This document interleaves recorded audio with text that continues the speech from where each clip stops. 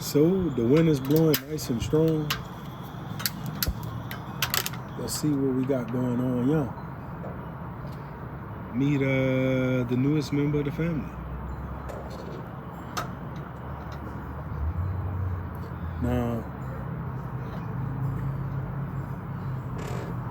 oh man, so we got that on low. And we're gonna make it happen. So, hey, what's up, neighbor? So I want to talk to y'all just for a minute. Give y'all an update on what's going on as far as my collarbone and everything else. So, everything is going good. I have not given up on my goal of 365. I have not given up on working out every day, and I'm thankful for that.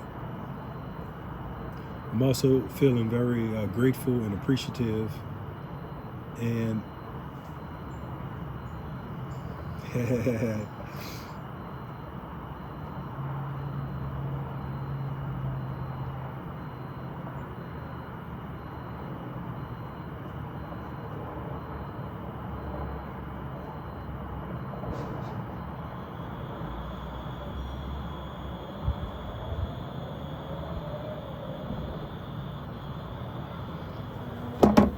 so I have not had surgery yet, have not had a surgery date yet.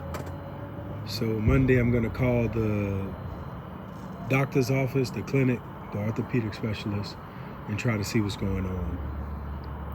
I'm patient, I am not taking any of the pain medicine currently. I'm trying to deal with the pain in a natural way. And I'm doing that because I had some concerns because I felt really foggy and cloudy and unsure. What's up, Chef? All right, my brother. Getting better, for sure. Thank you, bro. Good to see you. All right, brother. Hello. Take care now. Be good. So where I'm at as far as that, I think the pain medicine is good when you need it, but I think currently I don't need it.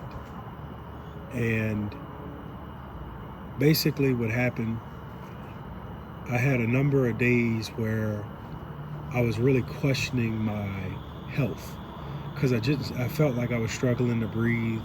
I felt like I wasn't sure of myself. I felt like something was going on with me.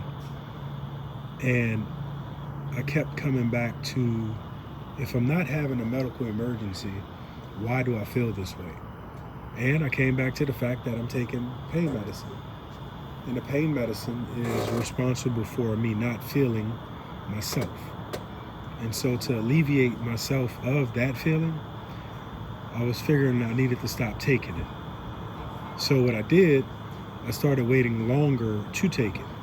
So instead of taking it every 6 hours, I would take it every 10 hours. But I woke up a few mornings just really cloudy. I don't feel like myself. And I couldn't figure out why. And I didn't like that hopeless feeling of like not feeling normal. And so I made the decision that, it might be this pain medicine. And so the last night I took it, I had a crazy dream. So I was down the bayou in Terrebonne Parish. And they had a guy, an older guy, looked like he might have been late 60s, early 70s. And he was working on a cattle gate. So he had like some drilling pipe, and him and it looked like a adult granddaughter was fitting and welling this pipe up to make the gate. And so I walked past him going somewhere, maybe fishing. And on my way back, he was by himself working. So I said, look, you need a hand? So he said, yeah. So I worked with him for a period of time. And then he said, look, man, I can't pay you, but come eat some dinner. All right, cool. So I went in his garage. You know, the garage is up. And I ate whatever I ate. I'm not sure. Well, I wake up and it's dark. And the house is illuminated by candles. And now the garage door that was open that I walked through, now it's a brick wall that's white. Solid brick, like concrete brick, you know? So whether it was brick and then they put concrete on it and painted it white, I don't know. But anyway, it's a white solid wall. And there's no way of penetrating it to get out. And I'm like, man, what in the world is going on? And I'm like, this wasn't like this when I came in here, you know? So I start walking through the house. And like I said, the house is big. It's dark, and it's only illuminated with candlelight. And I walk in this room, and there's an older lady on the bed and a younger lady on the bed. And so they're terrified. And I'm thinking they're terrified of me. And I'm like, I'm not here to hurt y'all. I don't even know where I'm at, you know? And they're like, you know, making noise. Like they're trying to warn me of something, you know? And next thing you know, the dude pops up. And so he disappears, right? So now I'm trying to get out the house. And I end up walking through the house, and I'm just trying to get out of it. So I turn this corner, and then there's another white wall. This wall is solid white. It's concrete or brick, but it's solid white. And there's this image of the Virgin Mary, just like the Latino Virgin Mary. You know, that one, not the non-Latino one. And it's gold. And it looks like a projector is displaying this image on this white wall, but there's no projector. And I'm like, man, what in the world, what's going on? And then I woke up. And when I woke up, I was like, I'm not taking any more of this pain medicine. I'm done with that. I'll take it if I absolutely 1,000% necessarily, it's either take this pill or go to the hospital. I'll take it then. But other than that, I'm not taking it. And I've been doing great ever since I stopped taking it. Now look, I'm gonna tell you right now, the pain is horrible. It feels like a horse has a rope on your arm and the horse is trying to pull your arm off. And a blacksmith has this piece of iron that's cherry red, and he's trying to burn your arm in half. That's what it feels like. But it's manageable. It's manageable. So what I do when I'm having intense pain, the only thing that I find that works is the shower, and then just lay on my back and let gravity hold everything in its place. You know. So that's where I'm at. That's where I'm at. So it's been a few days that I've not taken the pain meds, and I only feel like I'm getting better in that regard.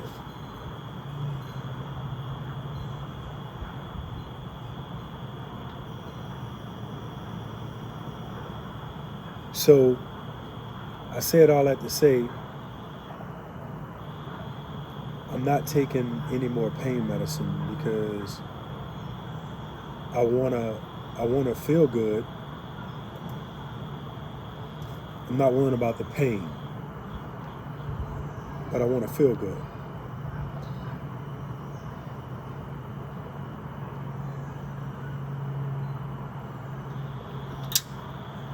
All right.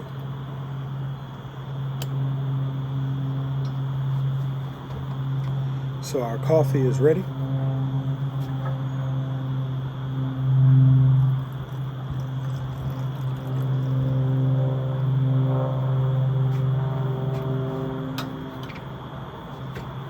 I got that little mocha pot for $3.